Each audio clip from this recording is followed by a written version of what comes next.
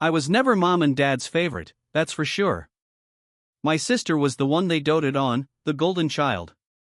She could do no wrong in their eyes, even when she was being a total jerk, or getting away with stuff she shouldn't have. My mom, she practically worshipped her. Me? I was just there. Like an extra piece of furniture. Always felt that way, honestly. Growing up, I learned pretty quick that nobody cared about what I thought. My dreams? Forget about it. And my feelings? They either acted like I didn't have any or made fun of me for having them. If my sister tanked a test, somehow it was my fault for distracting her. If she lost a friend, I was probably the reason why. If she broke something, I must have pushed her or something. And get this, my mom believed her. Every single time. So, I tried to be the perfect daughter. I worked my butt off in school, got straight A's, and kept my mouth shut whenever they were putting me down. Never snapped, never argued back. I figured maybe, just maybe, if I could prove I was worth something, they'd finally love me like they loved her. But nothing ever changed. It all blew up one night when they actually told me I had ruined their lives. It started with them arguing, well, more like they were arguing, and I was just standing there, letting them vent. My sister had flunked a class, big surprise. And instead of owning up to it, she blamed me, yet again. I don't even know how. Maybe my very existence stressed her out. You've ruined our lives. She screamed it, and before I could even process it, my mom chimed in, we'd be happier without you. That was it, man. That was the moment I just broke. I didn't cry, didn't yell, didn't even try to get them to take it back. Just nodded. Then I turned around, went to my room, grabbed my backpack, and threw in whatever I could fit. They didn't try to stop me. Didn't even bother to watch me walk out the door. And just like that, I was gone. I stepped out into the night, the weight of the backpack digging into my shoulders. But that was nothing compared to the weight in my chest. I just started walking, no idea where I was going, just trying to get as far away from that house as possible. It was freezing, I remember that clear as day. The air was biting at my skin, but I didn't even shiver. I was numb, you know? Always thought leaving would be some big dramatic scene, like in the movies. Tears, a last look at the house, all that stuff. But nope. Nobody ran after me. Nobody called my name. Nobody cared that I didn't have a clue where to go. I had no plan, no backup. My savings? Pathetic. Just a couple $100 I'd managed to squirrel away from tutoring kids on the side. But I knew one thing for sure, I was never going back. I found some dive motel and paid for a single room with hands that were shaking like a leaf. I just stared at the bed, couldn't even bring myself to lie down. Instead, I sat at the crummy desk, under that flickering yellow light, trying to figure out my next move. I didn't have a college degree, didn't know anybody who could help, and barely had enough money to buy a decent meal. But I did have one thing going for me, I'd spent my whole life being ignored and underestimated. Nobody had ever handed me anything.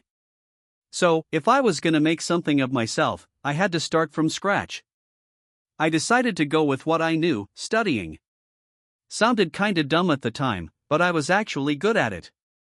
I'd spent years doing well in school, tutoring other kids, and helping people understand stuff that was way over their heads. Maybe, just maybe, I could turn that into a real thing. So the next day, I went to this little coffee shop, ordered the cheapest coffee they had, and used their free Wi-Fi to apply for every online tutoring job I could find. I kept my rates super low, just enough to get people to give me a shot. It was barely enough to keep me alive, honestly. I was living off instant noodles and the junk they sell at the dollar store. I even rented a room in some crummy shared apartment with 3 people I didn't even know, and who barely acknowledged I was there. But you know what? It was still a million times better than where I came from.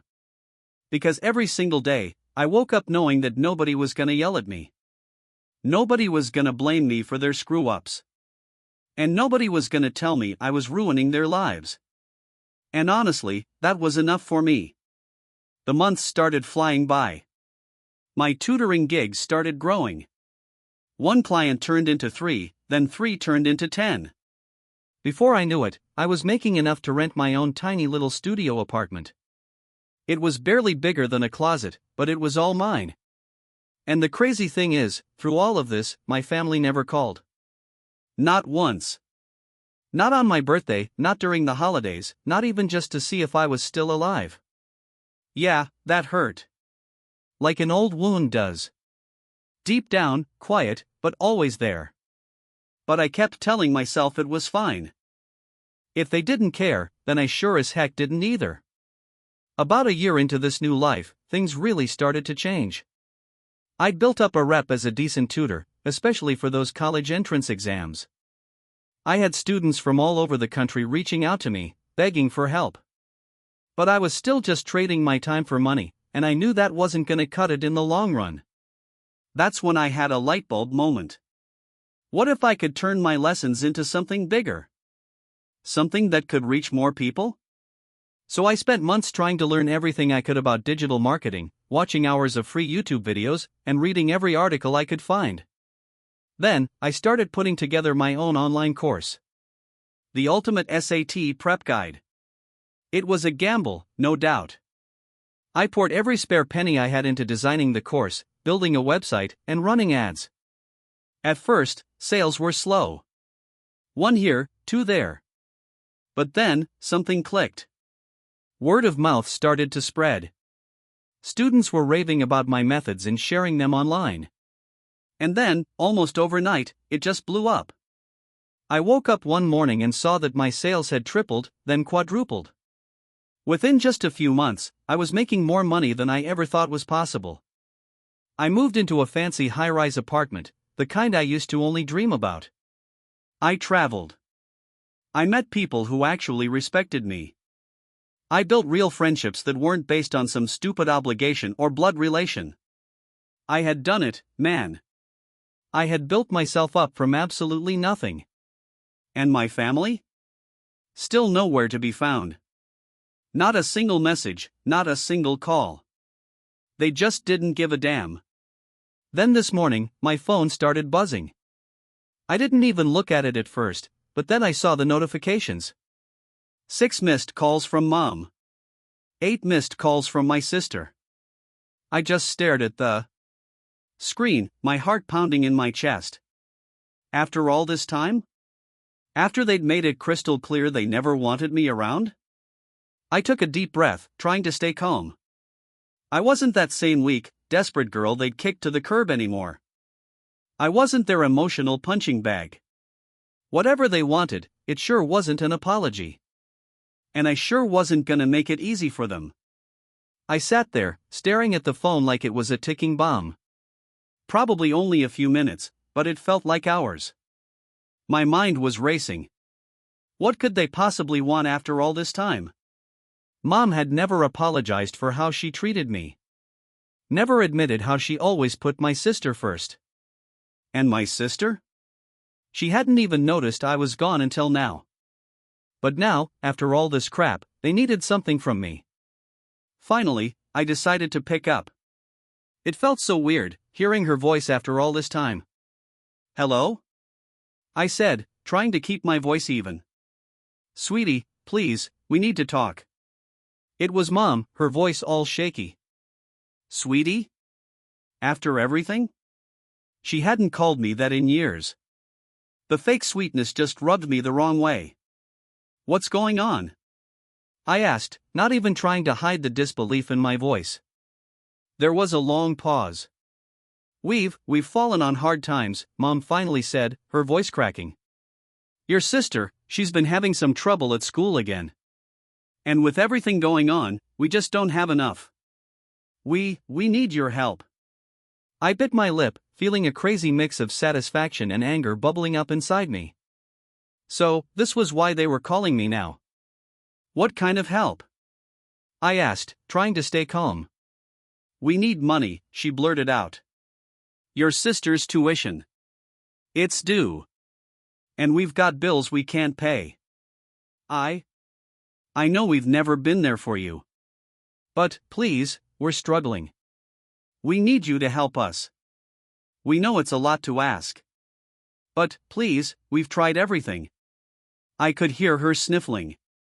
Maybe she was really upset, or maybe it was just guilt trying to weasel its way back in. Please, she repeated. We need you back. We need your support. Those words just hung there in the air.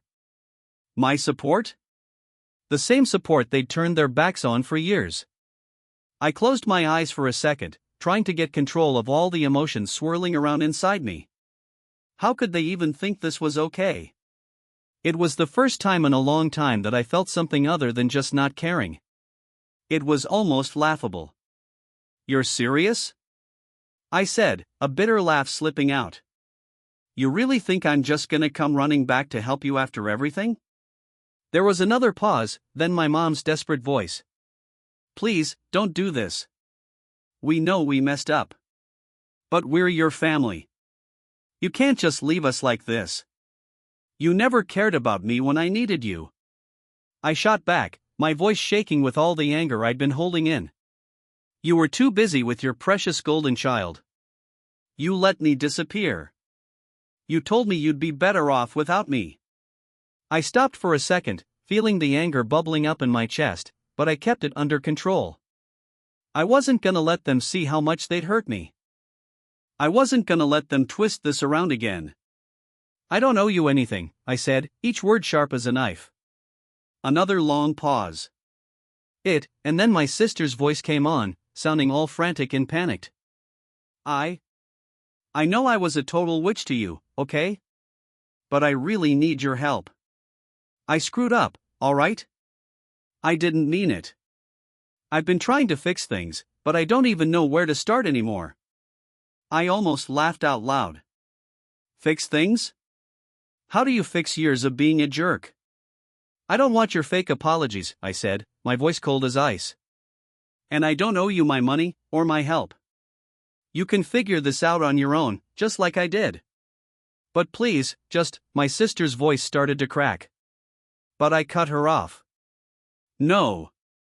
You should have thought about this before you kicked me to the curb. I could feel my heart racing as I hung up the phone. But it wasn't just anger. There was a part of me that was actually enjoying this. It felt good knowing that they needed me. After all those years of acting like I didn't even exist, they were the ones who needed something. I stood up and started pacing around the room, just letting the reality of the situation sink in. They weren't calling to apologize, they weren't calling because they missed me. They were calling because they needed me to bail them out. And now that things were tough, they were finally realizing what they'd thrown away. But I didn't care anymore.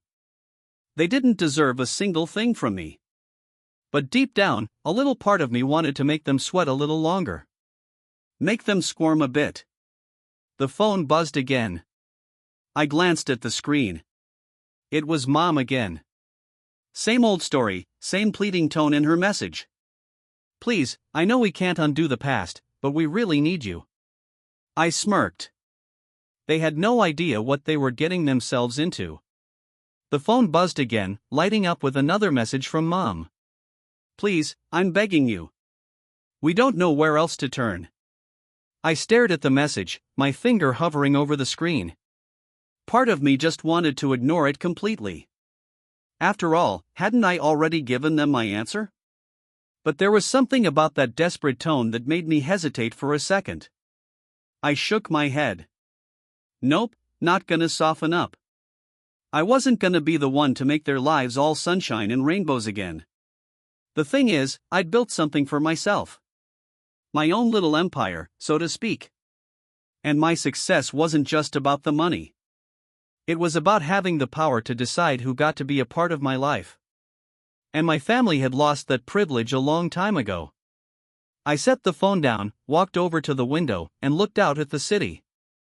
Up here, everything felt so distant, so small. The struggles of my old life felt like they belonged to somebody else entirely. I wasn't that person anymore. I wasn't their burden. But the messages kept coming. I took a deep breath. I wasn't gonna give in. I wasn't gonna let them use their guilt to manipulate me. And yet, deep down, there was still a little flicker of something. Maybe it was pity, maybe it was curiosity, maybe something darker. But I tried to ignore it. The next morning, I woke up to the sound of my phone vibrating on the nightstand again. I glanced at the screen and saw it was my sister this time. I hesitated. Should I even bother reading this? But my fingers moved on their own. Before I could even think about it. The message popped up. I know I can't undo the past, but I've been trying so hard to get into college. They rejected me, and now Mom's saying if we don't get the money for the retake, I'll never make it. Please, please, I'm so sorry. I felt something twist inside me. Not exactly sympathy, and definitely not guilt, but something that made me pause. Was this for real? Was this really my sister reaching out, or was she just putting on an act? I took a shaky breath and typed back, "You never gave a damn when I needed you. Why should I give a damn now?" I hit send, and the weight that settled in my chest felt heavier than I expected. There was a part of me that felt cold, detached, the protective armor I'd built up over the years. But another part, a part one didn't want to admit was still there, kinda wanted to believe her. But I pushed it aside. As the day wore on, I kept trying to focus on work, but every time I glanced at my phone, there were more notifications. Calls, texts, voicemails. They were relentless. I could almost feel their desperation seeping through the screen, through the words. They were starting to crack under the weight of their own choices. But what did they honestly expect? They'd made their bed. They'd chosen their path. Now it was time for them to deal with the consequences. Then, at 7 p.m., I saw a message that made my heart skip a beat. From Mom, "I need to talk to you. This isn't just about money. I know I messed up. We messed up. But I'm asking you, as a mother, to come home. I need you. We need you. Please don't leave us like this." I just stared at the message, my thumb hovering over the keyboard. For a split second, I actually thought about calling her back. Maybe I could hear her out. Maybe I could find some way to make things right. But then I remembered all the crap they'd put me through. The way they'd made me feel like I was nothing. I wasn't just gonna forget about all that and play the savior. Taking a deep breath, I typed, "You had your chance. I'm done." I hit send, and something inside me just snapped. I knew I'd made the right call. But there was still this ache in my chest. A nagging voice wondering, what if this really was their last cry for help? What if they were truly suffering? But in the end, I knew I couldn't fix them. They were beyond saving, and if they wanted anything from me, it had to be on my terms. I set my phone down and tried to forget about them. But then the next evening, as I was sitting in my living room scrolling through my phone, I heard a knock at the door. A sharp, quick rap, followed by a pause. I looked up, confused. Who the heck could that be? I stood up and walked towards the door, and the hairs on the back of my neck stood on end. Something felt wrong. I peered through the peephole, and my stomach dropped. There they were. Mom, Dad, and my sister, standing on my doorstep looking like they hadn't slept in days. Their faces were tired, drawn, and pale. But it wasn't just how they looked. That made my blood run cold. They were showing up here, at my place, uninvited. For a second, I froze, not sure what to do. Part of me wanted to just pretend I didn't see them, turn around, and walk away. But the rage I'd been trying so hard to keep bottled up just exploded to the surface.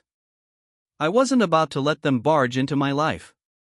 After everything they'd done, I yanked the door open, just wide enough to see them. My heart was pounding so hard I thought it was gonna jump out of my chest. "What are you doing here?" I said, my voice barely a whisper, but shaking with anger. Mom stepped forward, her eyes wide with that desperate look. Please, just hear us out," she pleaded, her voice all shaky. I just stared at her.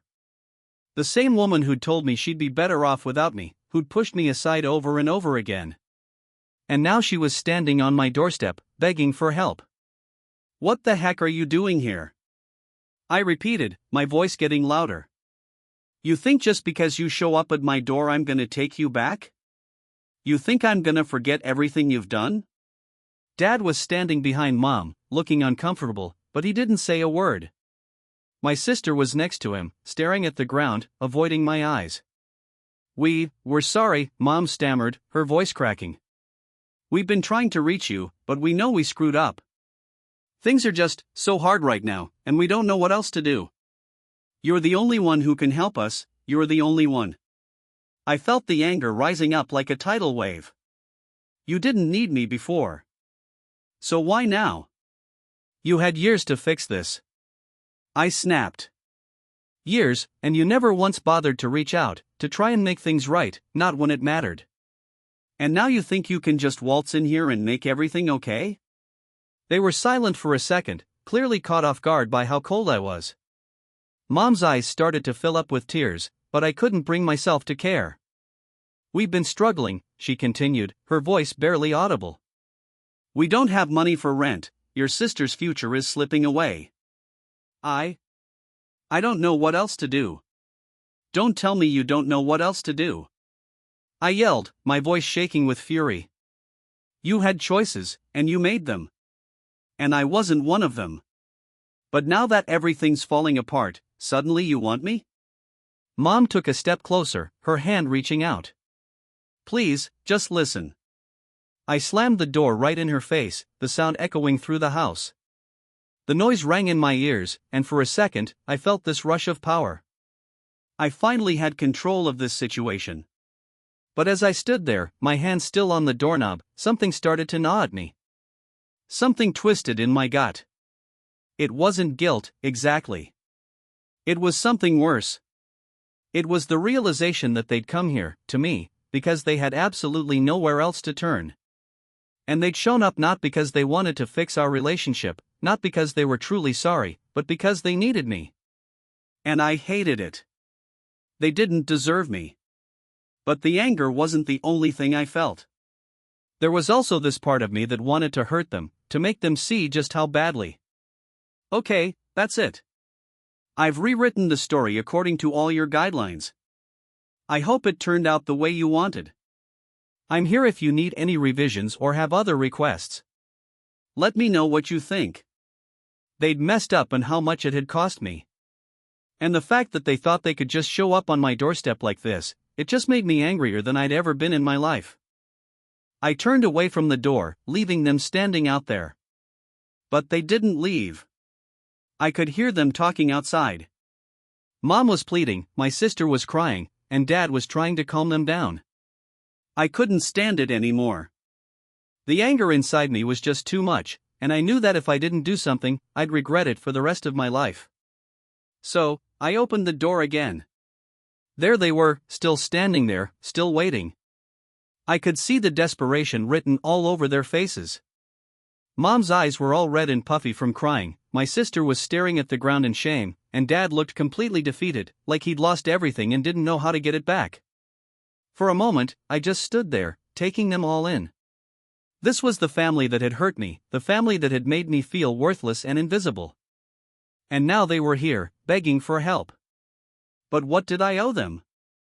Nothing. Absolutely nothing. I took a deep breath, and then, without saying a word, I just looked at them one last time. No. You don't get to come here and expect forgiveness just because you're struggling now. The words came out cold, hard, like a knife slicing through the air. I didn't feel even a tiny bit of regret as I said it. They deserved to hear the truth. You had years to fix this, I continued, my voice steady but firm. Years to realize what you lost. But you didn't care then, and I'm not gonna be your personal ATM now. I saw Mom open her mouth to say something, but I held up my hand, stopping her. I've built my life, my success, from the ground up, and I'm not gonna let you destroy it too. You don't get to just walk into my life and expect everything to magically be okay because you've finally hit rock bottom. Their eyes started welling up again, but I just didn't feel anything. No guilt, no remorse, just a quiet sense of satisfaction knowing I was finally putting myself first. Go, I said simply, my voice unwavering. Fix your own mess. I'm done. With that, I closed the door for the last time. Weeks went by, and I just kept living my life. My business was booming, my network was growing, and I felt more alive than ever.